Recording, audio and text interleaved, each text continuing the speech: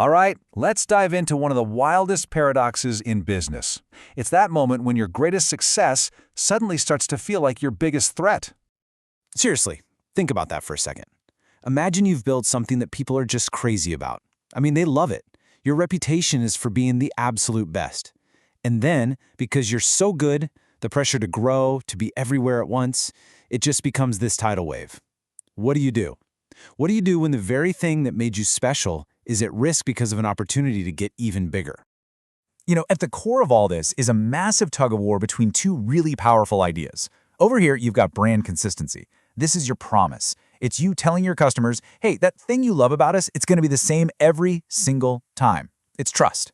But then on the other side, you've got rapid growth. That's the siren song, right? New markets, bigger profits, total domination. For so many companies, trying to balance these two is like walking the world's thinnest high wire. To really get our heads around this, we're going to zoom in on a beloved restaurant chain that's staring down this exact problem, a huge dilemma that was born from its own incredible success. Now, this place isn't just doing well, it has a cult following. We're talking lines out the door popular. They built this amazing, loyal fan base, all on a simple promise of quality. But now the pressure's on, to franchise, to explode from a handful of locations to maybe hundreds. And right there, with that huge opportunity, comes an absolutely terrifying risk. Can they get bigger without getting worse? Look, their success didn't just happen by magic. It was a formula, a recipe they perfected. It started with a super simplified menu, which meant they could make every single item perfectly.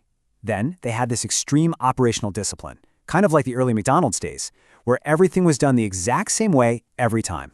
Top that off with an obsession for cleanliness and incredible staff training, and boom, you've got the recipe for a perfect customer experience. This is the magic they're so scared of losing. And here's the kicker. This isn't just about a restaurant. Not at all. This balancing act, it's a pattern you see in pretty much every industry you can think of. Let's fire off a few quick examples. So picture a small logistics company. They get a chance to take on a huge, high-paying contract. It would be a massive cash injection, but it's risky. It could damage their reputation if things go south. Or they could play the long game, sticking with their stable, reputable clients that build a rock-solid brand. See, it's the same fight, quick cash versus long-term integrity. Or what about, say, a high-end coaching firm? Their entire business is built on these deep, personal, one-on-one relationships. How do you scale that? How do you systematize trust and that personal touch so you can help more people without watering down the very thing that makes you so valuable to begin with? And just one more, a luxury jeweler. Their whole value is tied up in decades of handcrafted quality, this exclusive artisanal vibe. But now, to grow, maybe even to sell the business, they have to go digital. How do they possibly do that without making their one-of-a-kind brand feel, well, common? You see the pattern now, right? It's the same dilemma, just wearing different clothes. Okay, let's head back to our restaurant and really break this down. To understand the choice they have to make, we have to understand what is truly on the line here. And honestly, it all boils down to one simple word. This quote, man, it just says it all, doesn't it? Consistency isn't just a nice to have. It is the entire promise of the brand. When you go to your favorite coffee shop, you just expect your drink to taste exactly like it did last time. And when that expectation is met again and again and again, that's how a regular customer becomes a die-hard fan. And the danger of breaking that promise? Well, it's got a name, brand erosion. And it's sneaky. It's not some big, sudden catastrophe.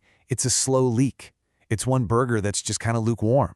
One dining room that's a little messy. One employee who seems distracted. On their own, none of these things will sink the ship. But together, they just chip away at that trust until one day people just stop coming. That's the ghost in the machine for every growing business. So this is what leaders are really wrestling with. They know consistency is the engine for loyalty. But to get that consistency, they're forced into this trade-off between having really tight control over their franchises and the speed they want to grow at. It's this constant battle, where strict operational discipline is your only shield against that brand erosion, especially if you're a premium brand where, let's be honest, you have zero room for error. So with the stakes this high, what can a company actually do?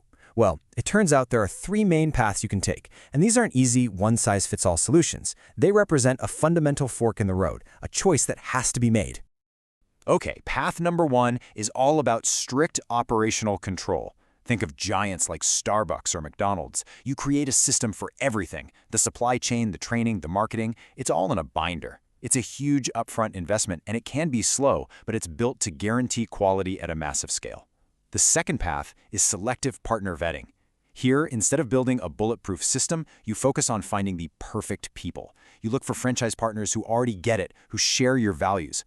Growth is way slower, sure, but it's built on a foundation of trust. And finally, the third path, innovative incentive structures. This one's pretty slick. Instead of using rigid rules, you use rewards. You build financial models where delivering the highest quality is also the most profitable option for your franchisees. You align everyone's interests so they're all pulling in the same direction, towards excellence. So here's what's so critical to get. Each one of these paths is basically a different bet on what you value most, your systems, your people, or your incentives. There's no single right answer here. The path a business takes isn't just a growth plan. It's a fundamental decision about their culture and their future, for years, maybe even decades to come. Which really brings us to the final question to chew on. As a company grows from 1 shop to 1,000, as the founders become CEOs, and that initial passion turns into a process, what is the soul of that brand? What's the one thing that if you compromise on it, everything else just falls apart? That is the essential billion-dollar question at the very heart of this balancing act between quality and growth.